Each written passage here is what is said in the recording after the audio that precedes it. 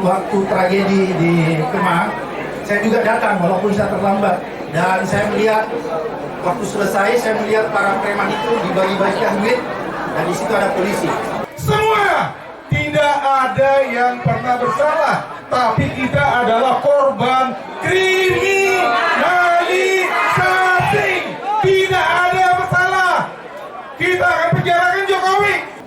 Kau, hei, kau, ya kau. Oh, bajingan.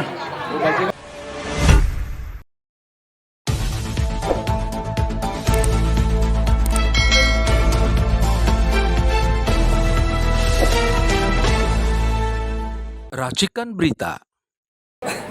Sekarang saya mengundang senior kita yang kemarin juga digeruduk, duduk bareng saya, padahal sedang batuk, Profesor Din Samsudin. Silakan Pak Din.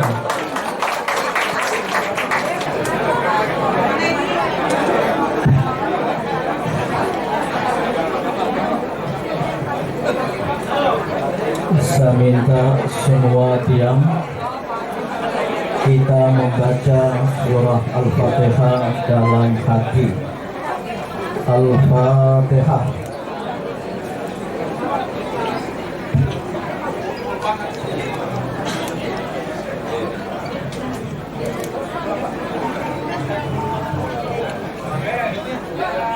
Assalamualaikum warahmatullahi wabarakatuh. Saya hadir terlambat, selain ada urusan, juga ingin mengetahui kondisi lapangan di rumah makan Al Jazeera Menteng ini. Apakah ada tampang-tampang preman perusuh? Saya dilapori, alhamdulillah tidak ada. Tidak berani. Mungkin karena ada Abu Latif dengan jawara dari Banten dan juga beberapa laskar, sehingga para preman itu takut untuk datang. Namun apapun yang terjadi, kita harus siap. Saya mendapat banyak sekali pertanyaan dan pengungkapan simpati sejak kemarin. Bagaimana keadaan Pak Din? Bagaimana keadaan Bang Din? Saya jawab, alhamdulillah aman sentosa. Apakah tidak takut kalau dipukul oleh preman? Insya Allah tidak. Karena walaupun seperti ini, saya ini pernah diangkat jadi pendekar besar silat tapak suci. Tapi yang penting, la haula wala quwwata illa billahil aliyyil azim. Yang terakhir, sejak beberapa tahun yang lalu, saya mengungkapkan berdasarkan ayat Al-Quran surah Al-A'raf ayat 182 tentang istidraj, tentang seseorang dan sekelompok orang yang diberi kesempatan oleh Allah untuk menikmati kenikmatan semu, namun pada ujungnya mereka akan nyungsep. Itulah istidraj. Walladzina kadzabu biayatina, dan mereka yang mendustakan ayat-ayat kami, yang melakukan kebohongan, yang melakukan kejahatan, maka kami akan istidrajkan mereka. Mereka dibiarkan untuk menikmati, merasa tidak apa-apa, namun di ujungnya Allah akan datangkan azabnya min haitsu la ya'lamun, dalam keadaan mereka tidak mengetahui. Saya meyakini istidraj ini sedang berlangsung, dan pada waktunya maka janji Allah itu akan menjadi kenyataan. Allahu Akbar. Wassalamualaikum warahmatullahi wabarakatuh. Saya kira yang paling penting sore ini adalah saya yang waktu, karena saya sudah merasa cukup berbahagia saya datang ke silaturahmi pada Kapolri. Karena intinya satu, bahwa pada tanggal 20 nanti Indonesia memasuki hari kemerdekaan yang kedua. Indonesia merdeka. Merdeka dari akal sakit ke akal sehat. Saya kira ini saja. Terima kasih. Ini orang yang luar biasa ketika memimpin lembaga ini. Keren sekali lembaga ini. Saking kerennya, masa jabatannya terpaksa diakhiri lebih cepat. Abraham Samad.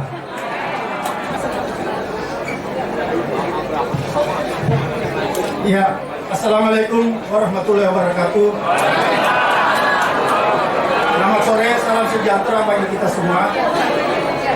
Waktu Bang Faisal Assegaf hubungi saya bahwa kita mau melakukan konsolidasi untuk menyeret, jangan pakai kata menyeret, membawa keluarga Mulyono ke meja hijau, maka saya bilang sama Bung Faisal, sampaikan sama Al Jazeera, ya, sama panitia-panitia lain, bahwa karena kebetulan kemarin waktu tragedi di Kemang, saya juga datang walaupun saya terlambat, dan saya melihat waktu selesai saya melihat para preman itu dibagi-bagikan duit dan di situ ada polisi.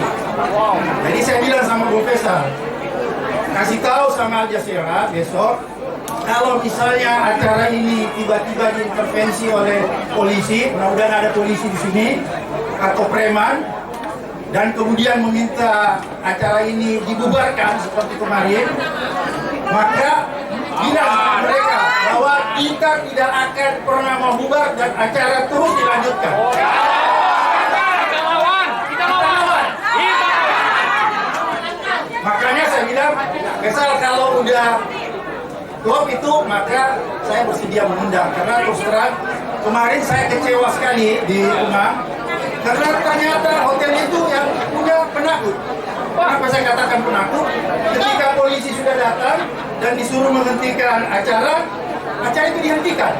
Itulah yang terjadi kemarin. Karena sebenarnya menurut saya nggak perlu dihentikan. Kalau pemilik ruangan itu tetap dijaga, kita tetap bisa melanjutkan acara. Tapi mereka takut dan tidak melanjutkan acara. Oke, itu yang pertama.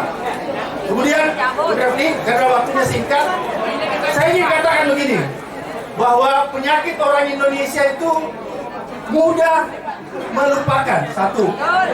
Kemudian kedua, mudah memaafkan. Oleh karena itu, saya khawatir bahwa setelah tanggal 20 nanti, ternyata kita semua yang ada di ruangan ini tiba-tiba lupa terhadap kejahatan yang dilakukan Jokowi. Jangan lupa ya. Oleh karena itu, supaya kalian semua tidak lupa dan kita berkomitmen di ruangan ini, siapapun yang ada di ruangan ini, kita harus konsisten menyatakan bahwa setelah Jokowi berhenti tanggal 20, 2 hari atau 3 hari setelah itu, maka kita harus rame-rame datang ke KPK atau ke kepolisian, mengingatkan aparat penegak hukum agar supaya segera melakukan penyelidikan terhadap keluarga Mulyono. Karena kita tahu persis, kalau keluarga Mulyono atau Pak Jokowi tidak diadili, maka saya sangat yakin bahwa presiden-presiden selanjutnya akan melakukan pelanggaran-pelanggaran hukum seperti yang dilakukan Jokowi. Oleh karena itu, sekali lagi saya ingin mengingatkan kita semua, setelah tanggal 20, mari kita geruduk KPK dan kantor kepolisian untuk mengingatkan bahwa segera melakukan penyelidikan terhadap Presiden Jokowi.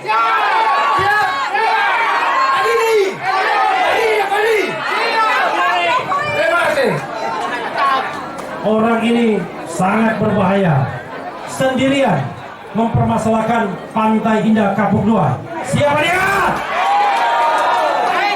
Mr. Said Didu. Assalamualaikum warahmatullahi wabarakatuh. Kesalahan terbesar Joko Widodo adalah menyerahkan kedaulatan rakyat kepada oligarki.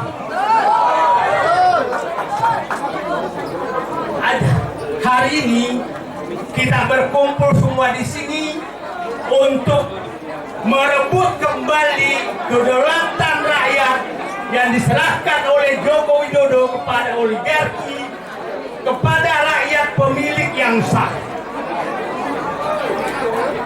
Kekuasaan sekarang bukan lagi berada di Merdeka Utara, bukan lagi berada di Senayan, bukan lagi berada di Trunojoyo, bukan lagi berada di Cilangkap, bukan lagi berada di Gedung Bundar, tapi berada di markas besar oligarki nasional yang berada kira-kira di pantai utara Jakarta.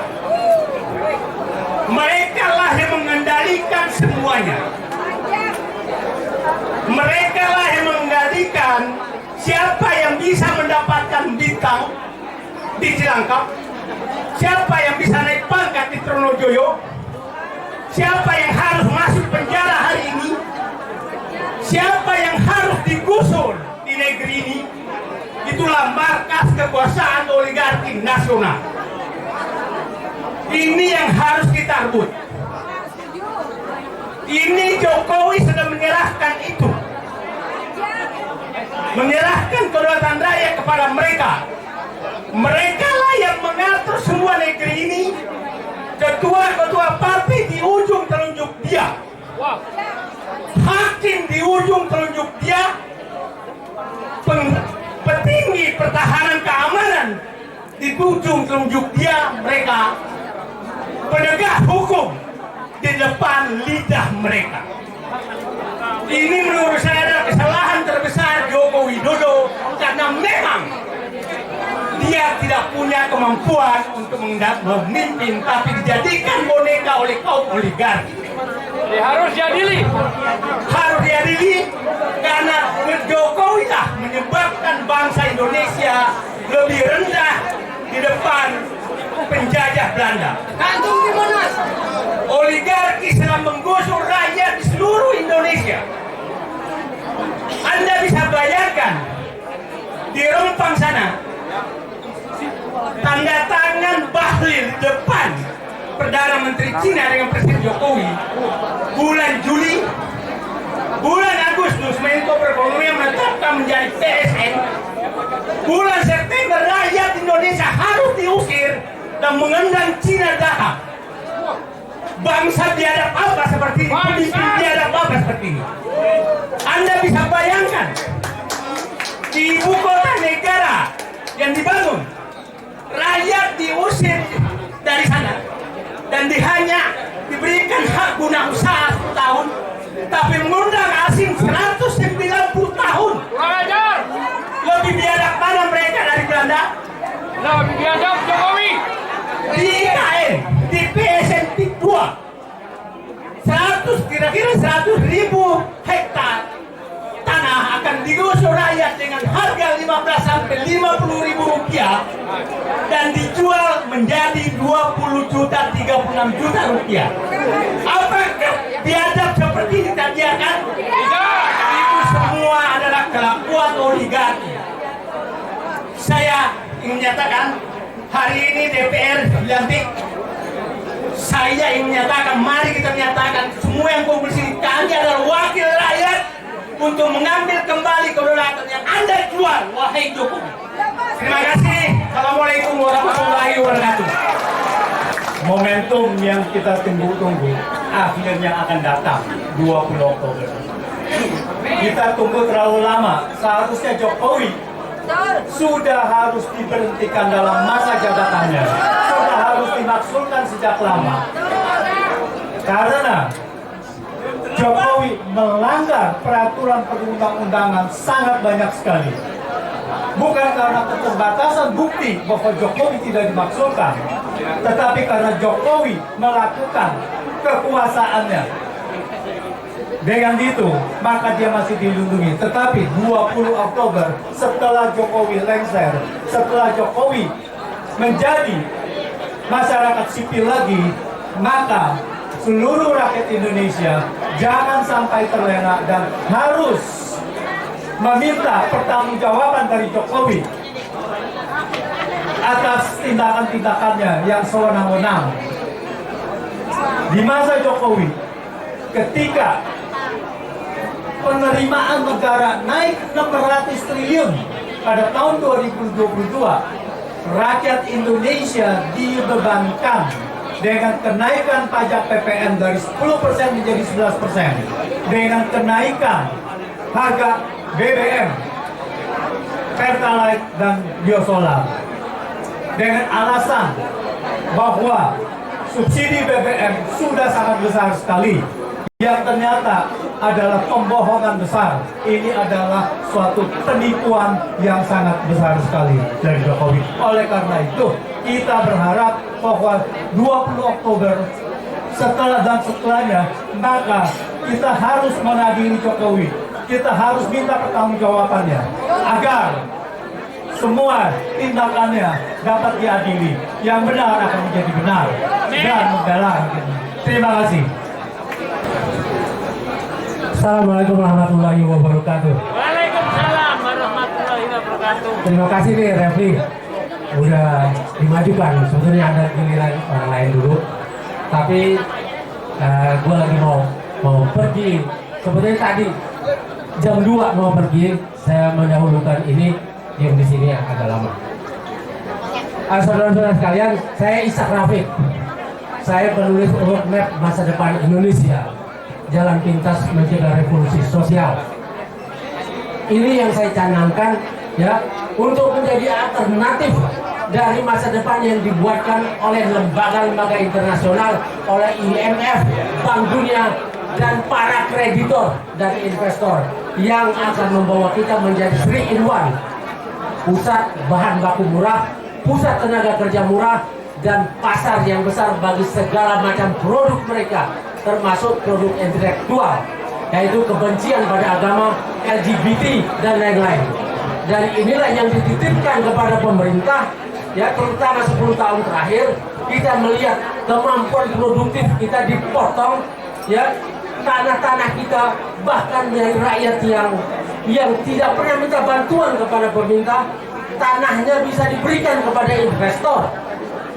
Mulai dari Rempang kita lihat, Morowali, kemudian Banten, Wadas, Papua, dan lain sebagainya. Ini dengan gampang.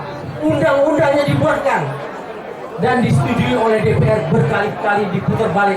Omnibus Law yang kemudian dapat gelar yang sangat indah, Undang-Undang Cipta Kerja. Padahal yang dilakukan adalah bisa memecat kapan saja tenaga kerja kita, sehingga dia cuma menjadi budak saja, ya, yang bisa dipecat kapan saja, menjadi kulit kontrak seumur hidup.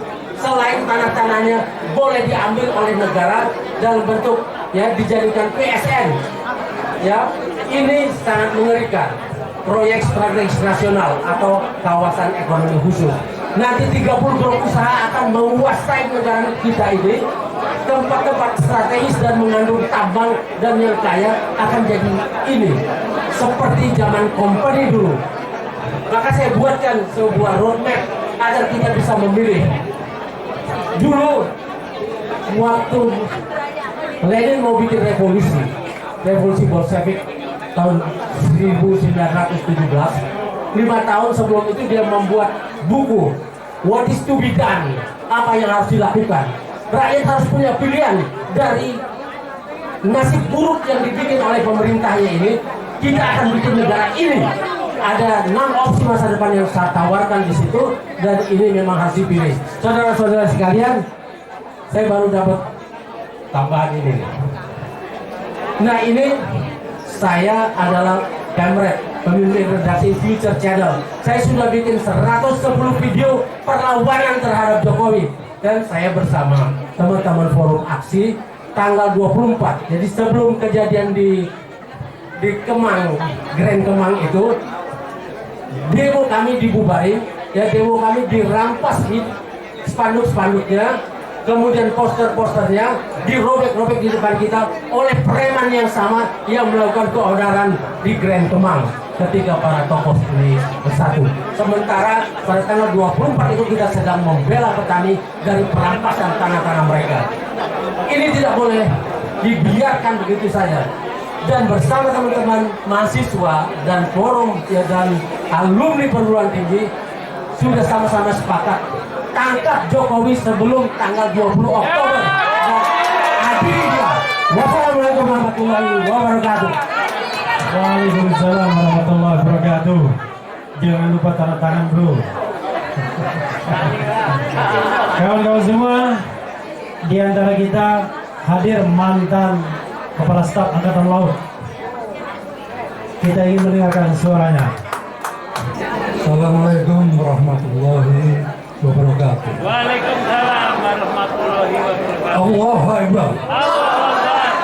Allahu Akbar. Allahu Akbar. Merdeka. Merdeka. Merdeka! Merdeka. Merdeka! Saya satu pertanyaan buat yang hadir semuanya ini. Siap untuk menyelamatkan negeri ini tidak? Benar siap?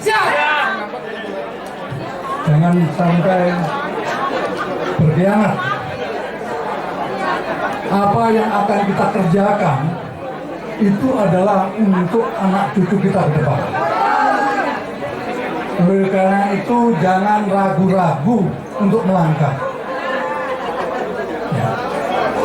Nah, oleh karena itu saya untuk menyatukan hati dan pikiran kita, saya mengajak semua yang hadir ini untuk berikrar pada negeri ini.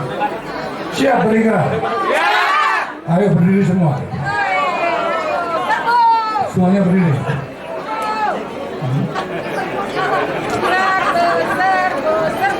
Semuanya berdiri. Ikut kata-kata saya, ya.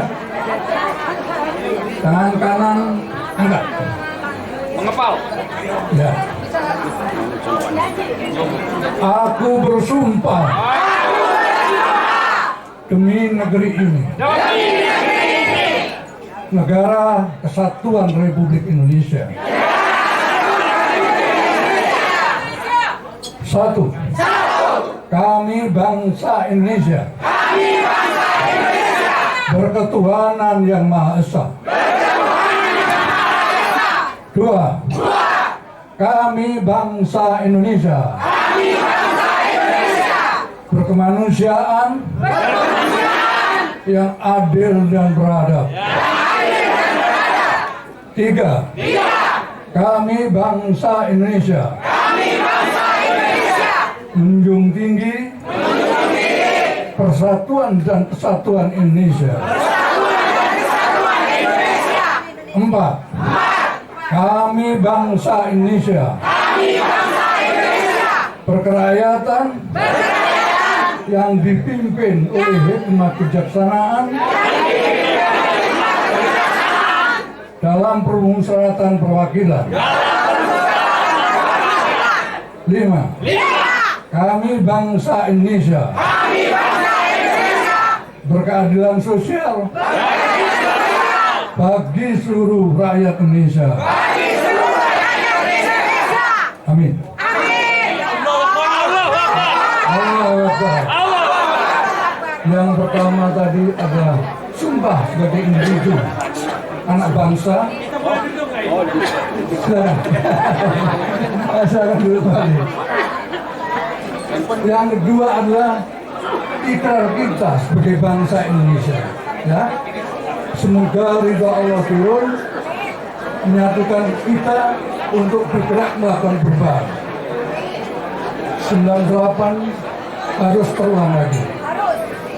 Rumah ini sudah nggak karuan, nggak bisa ditambal sulat, jadi harus dirobohkan, ganti sistem yang baru. Oke, itu saja. Terima kasih. Wassalamualaikum warahmatullahi wabarakatuh. Assalamualaikum warahmatullahi wabarakatuh. Saya salam sejahtera bagi kita semua. Rasanya sudah cukup banyak petunjuk, bimbingan, dan ikrar yang telah disampaikan pada forum ini. Karena itu pada kesempatan ini, mari kita semua yang sudah menyamakan visi untuk menjaga negara kesatuan Republik Indonesia yang kita cintai ini, mari kita bersatu. Mari kita mengajak teman-teman kita yang masih belum tahu, dan mari kita menyadarkan teman-teman kita yang otaknya sudah tidak waras, untuk memperbaiki kondisi bangsa dan negara Republik Indonesia yang lagi carut marut, tanpa kenal takut dan kenal lelah. Ya, kita melawan dan harus butuh kekuatan. Kalau kita melawan dengan kekuatan sekarang ini, habis kita disikat sama herdernya rezim.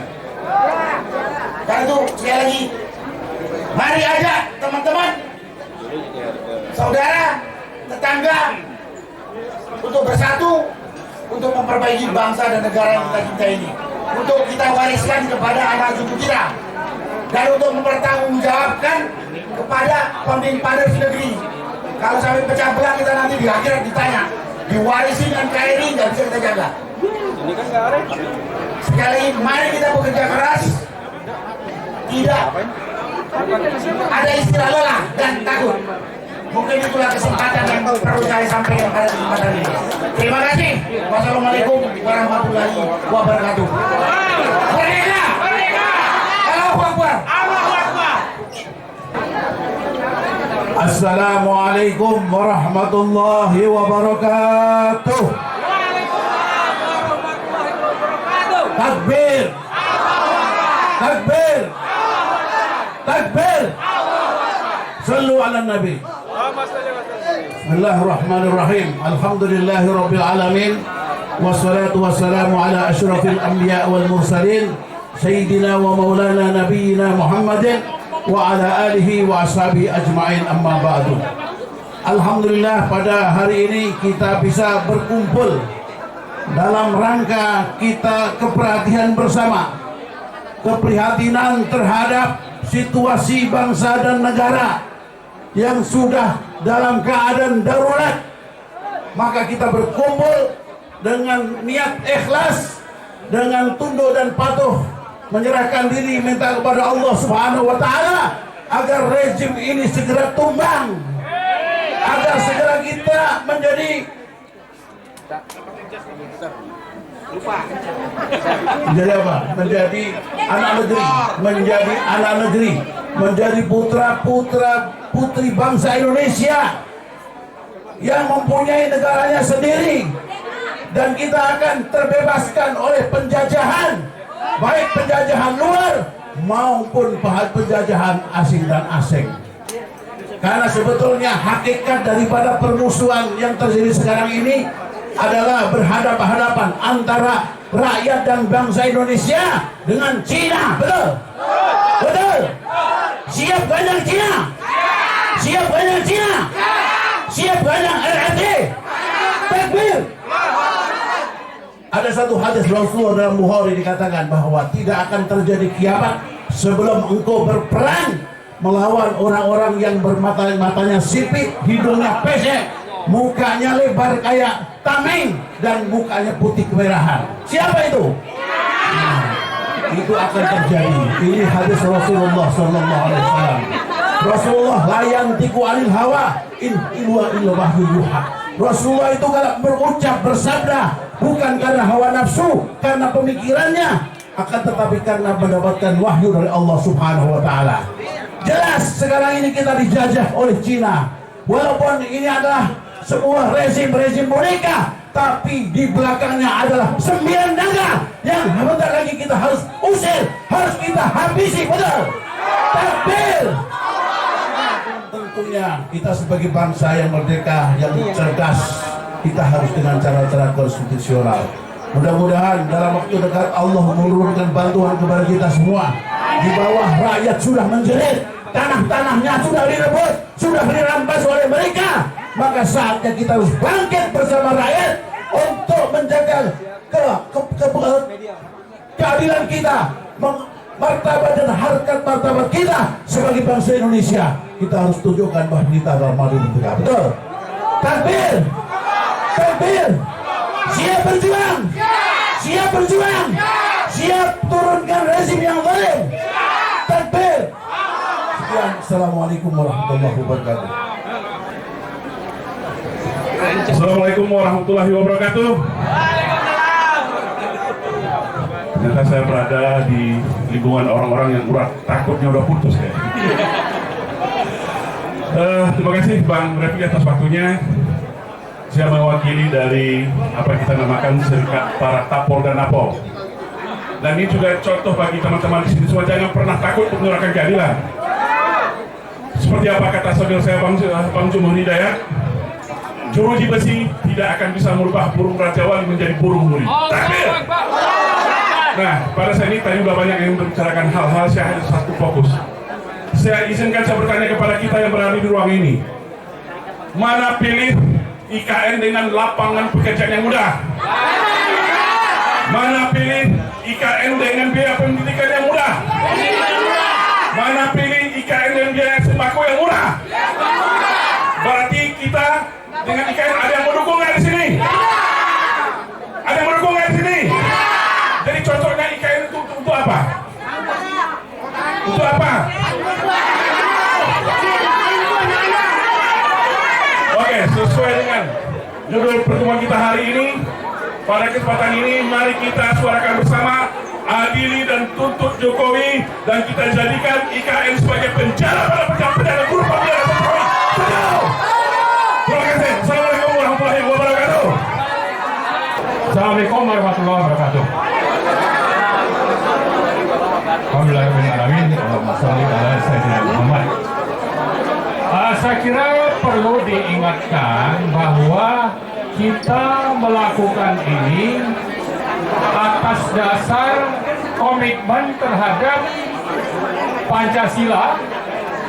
Di sana ada tuntunan agama, ada konstitusi, dan berbagai peraturan yang berlaku, dan juga prinsip-prinsip moral, dan juga ada ajaran atau amanat reformasi. Inilah yang menjadi salah satu alasan utama bagi kita berkumpul di sini, dan ternyata itu semua sudah dihianati, dilanggar, dilecehkan oleh Joko Widodo. Ya, itu sudah sangat nyata dan itu sudah berlangsung cukup lama. Ternyata itu semakin ke belakang, semakin meningkat kejahatannya terhadap hal-hal pokok tadi, Pancasila, konstitusi, prinsip moral, undang-undang dan sebagainya. Itu satu hal. Nah, karena itu yang kedua, kami dari petisi 100 itu sudah menyuarakan agar Joko Widodo itu dilengsarkan, ya, supaya segera ditangkap dan diadili. Tapi karena moralnya rusak, dia menggunakan kekuasaan supaya dia tidak bisa diadili, terutama oleh siapa? Oleh DPR. Karena itu dia melakukan kejahatan moral dengan mengancam partai-partai untuk tidak pernah mengusung adanya hak angket agar proses pemajuan itu bisa berlangsung. Nah, disitulah jahatnya Joko Widodo. Itu hal kedua. Kemudian yang ketiga, selama ini kita juga sudah bersuara, tapi banyak juga yang tersusupi sehingga tidak fokus, tidak seperti hari ini. Ada yang sibuk untuk kembali ke Undang-Undang Dasar, ada yang bilang, oh ini kita lebih bagus, kita cuma gerakan moral, jangan menggugat-gugat, dan macam-macam alasan.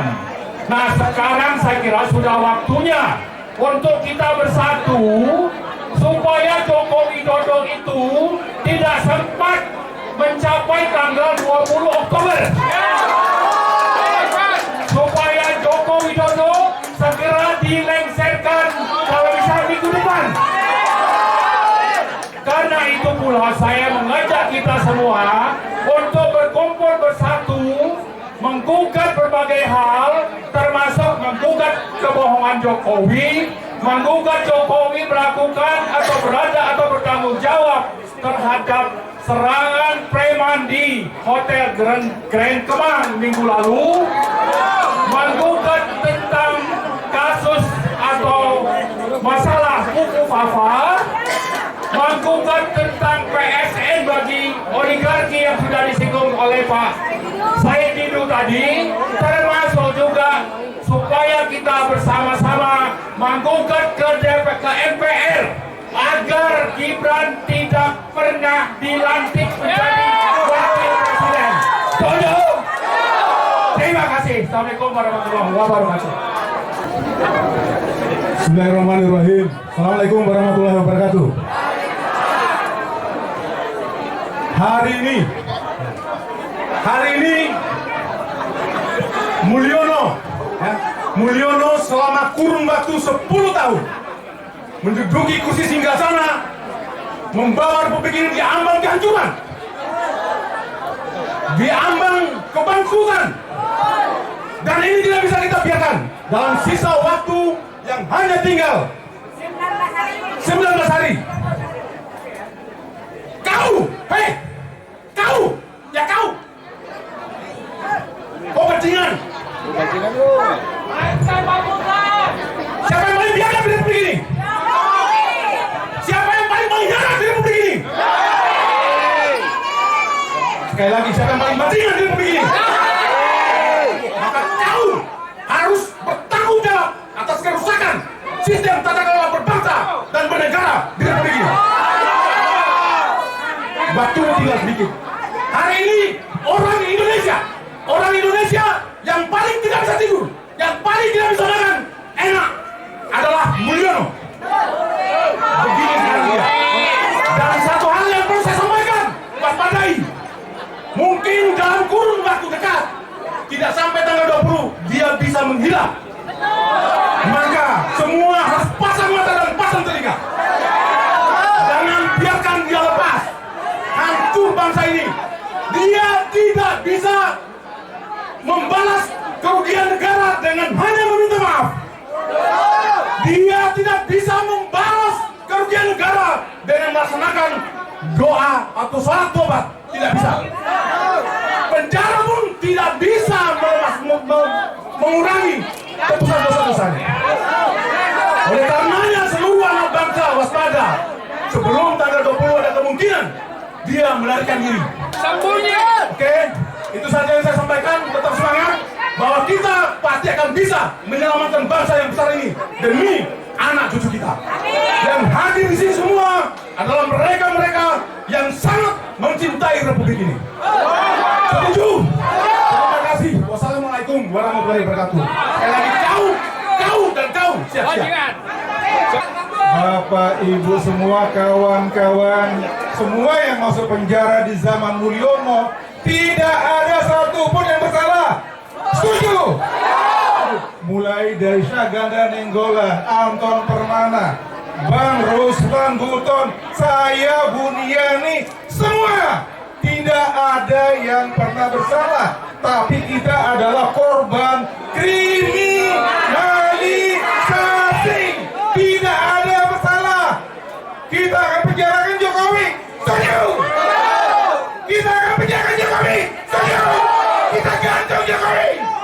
Setuju? Ini manusia berdebah, luar biasa biadab, tidak mempunyai etika. Tidak ada punya etika Jokowi. Setuju? Sallu ala Nabi. Saya marah belum pernah berani berdemo dari dulu oleh karena saya menahan diri. Sekarang saya diberikan tempat oleh Bang Refli. Allahu Akbar. Saya pertama kali adalah korban dari Mulyono yang jahanam biadab luar biasa. Kalau Bapak Ibu, saya bisa sekarang bercerita tentang kasus hukum saya, tetapi karena tempatnya bukan di sini, saya tidak akan bercerita. Yang jelas bahwa kita semua adalah korban kriminalisasi Jokowi. Biadab Jokowi. Kita penjarakan, gantung Jokowi. Assalamualaikum warahmatullahi wabarakatuh. Jokowi.